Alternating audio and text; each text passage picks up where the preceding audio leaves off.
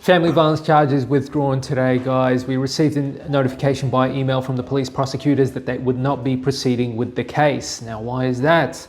Family violence is taken incredibly seriously these days, but I can tell you now, just from my experience, it is disproportionate to the amount of matters that actually reach court and are finalized either as a plea of guilty or the finding is made at a contested hearing. Now, there's a very good reason for that, and that's because when the police respond to family violence situations, the emotions are usually very heightened, but what I see is that complainants often change their position, especially when they see the massive gulf between them and their partners that was created by the police after a response to a family violence situation.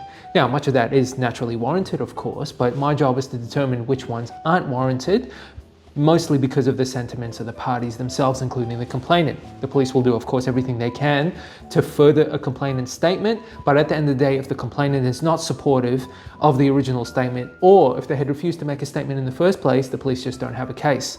And that's what makes it easy for defense lawyers to work with family violence matters. As complicated as family violence matters might seem, especially with how heightened the entire situation is when it comes to the media portrayal of family violence and how frequent it apparently does occur in our society, at the end of the day, when it comes to dealing in the criminal justice system, we have an evidential basis that we need to follow. We have the burden of proof.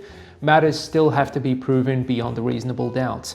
And if the police are lacking a complainant, if they are lacking a statement, if they are lacking any supporting evidence to say that an accused has committed offenses in the family violence context, well then it's lacking evidence. They can't prove it beyond a reasonable doubt, and then the charges must be withdrawn. And it just works like any other matter, regardless of the fanfare and the parade around it, initially at the start because it's family violence. At the end of the day, it's subjected to the same scrutiny as any other matter when it comes to the evidential basis. That's why we see a lot of success when it comes to family violence.